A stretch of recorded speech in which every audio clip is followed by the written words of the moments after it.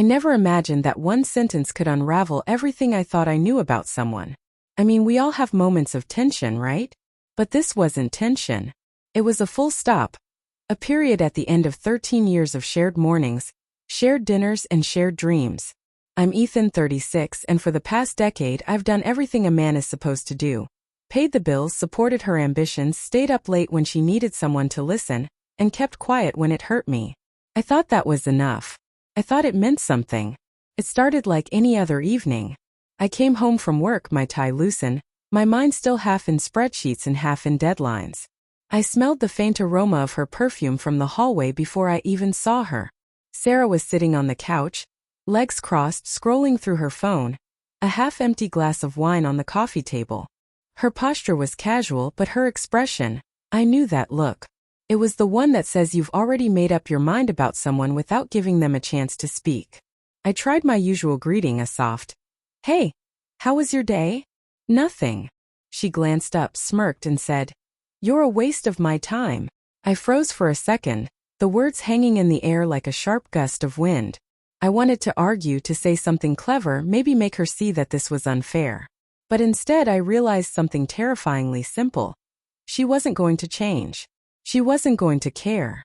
I could pour everything I had into this relationship, and it would never be enough. I leaned against the doorway, feeling the weight of years pressing down. For 13 years I had been giving everything: time, attention, love, patience. And for 13 years, I had convinced myself that love was enough to bridge any gap. But it wasn't. Not anymore. Not with her. I walked over, picked up her glass, and set it gently in the sink. She followed me with her eyes still smirking, waiting for some sort of reaction. I gave her one, a small, almost imperceptible smile. "Great," I said quietly. "I'm done giving it to you." Her smirk faltered just slightly. She wasn't expecting that. Nobody ever does. Most people respond with anger, pleading, excuses. Not me. I wasn't angry. Not really. I was free. Strange as it felt, that single statement liberated me from the years of expectation and disappointment that had built up like a wall around my chest. I remembered the early days, how she used to laugh at my jokes even when they weren't funny, how we used to lie on the grass in our backyard in Portland, staring at the stars, talking about nothing and everything. Back then I had felt invincible, like the world couldn't touch us. Somewhere along the way, that invincibility had dissolved. Small things, ignoring my texts, dismissing my suggestions, rolling her eyes at my attempts at intimacy, had piled up into this mountain of apathy. I sat down across from her, keeping my voice calm and measured. "Do you even realize what you're saying?" I asked. Her eyes flickered for just a moment, and I saw a trace of guilt, but it vanished before she could acknowledge it. "You've spent years brushing me off," I continued. "Ignoring what I need, dismissing what I feel. You've made it clear that none of it matters, and that's fine. I finally realized it's not my job to make you happy anymore." She opened her mouth, probably to interrupt, but I held up a hand. Don't save it. I've listened to the excuses, the half-hearted apologies, the empty gestures. I've waited for you to show me that this, whatever this is, this marriage, this relationship, has any meaning to you. And it doesn't. Not to you. The silence that followed was heavier than any argument we'd ever had. It wasn't the kind of silence that begs for reconciliation. It was the quiet of something ending, something irreversible. I felt a mix of sorrow and relief. A strange cocktail I hadn't anticipated.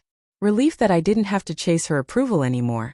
And sorrow for all the nights I had spent trying to win her over when she had already checked out.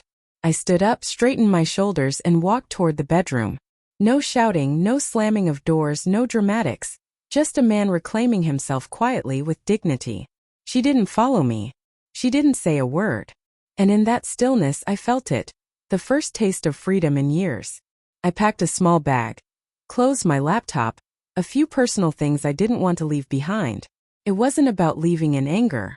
It was about leaving with clarity, about walking out of a life that had slowly stopped recognizing me, a life that had made me feel invisible in my own home. I took one last look at her, standing there, her smirk replaced by confusion, maybe even panic. "I'm done," I said again softly, and this time I meant it for myself as much as for her. I stepped out into the cool evening air. the streetlights casting long shadows on the sidewalk along Division Street. I didn't know exactly where I was going and I didn't care. For the first time in years I felt untethered, as if I could breathe without the weight of someone else's indifference pressing down on me. Every step I took away from the house felt lighter than the last. I called my best friend. "Ryan, I'm on my way." His voice was steady, warm. A reminder of the people who actually see you. "You okay?" he asked. I hesitated for a moment, then let it out. Not the anger or the frustration, those had faded, but the quiet ache of finally admitting that what I had believed in, what I had fought for, was gone. "I'm free," I said finally. Ryan didn't respond right away. There was no need. Sometimes just saying it aloud is enough. By the time I reached his place in Denver, night had fully settled in. I parked the car, grabbed my bag, and carried it inside. Ryan gave me a long look, one that said he'd been waiting for this day.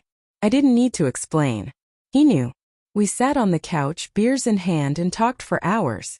Not about her, not about what had gone wrong, but about me, about what I wanted next, about the small victories I could claim just by existing for myself. And as I spoke, I realized something. This wasn't just an ending. It was a beginning. The next morning, I felt a clarity I hadn't known in years. I went for a long run along the Platte River Trail, letting the rhythm of my feet on the pavement wash away the last bits of doubt. My mind replayed her smirk, her words, the way she had made me feel small. And yet, with each mile, those memories became less like chains and more like markers of a past I no longer needed to carry. I started thinking about all the ways I had compromised, how I had shaped my life around someone who didn't value it. And I realized I wasn't angry.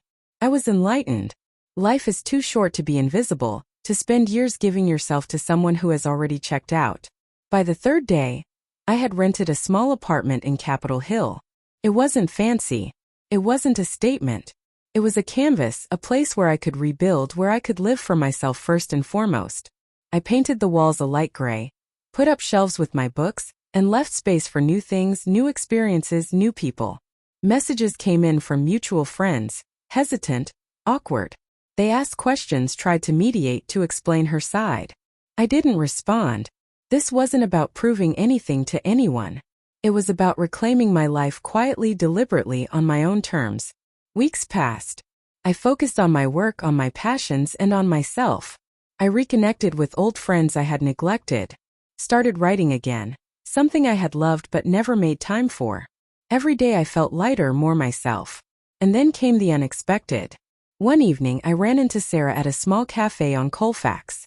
She looked surprised, stiff even. I smiled politely, nodded, and kept walking.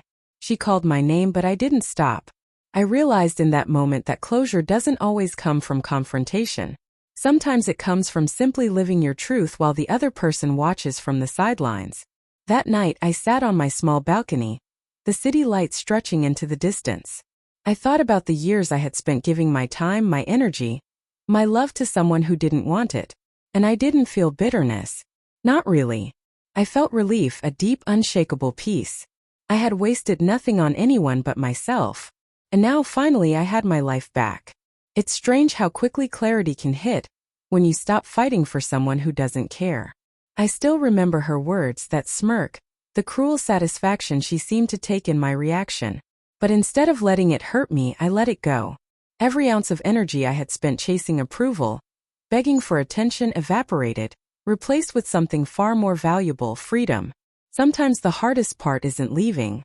It's admitting that you've been holding on to something that never truly belonged to you. And when you finally do, when you say, "I'm done giving it to you," and mean it, you realize that life doesn't just go on. It opens up in ways you never imagined. I'm Ethan. I walked away from someone who never truly wanted me. And in doing so, I found myself. I don't regret a single year I spent trying, because those years taught me what I am worth. And now, no smirk, no dismissive comment. No one else can ever make me feel invisible again.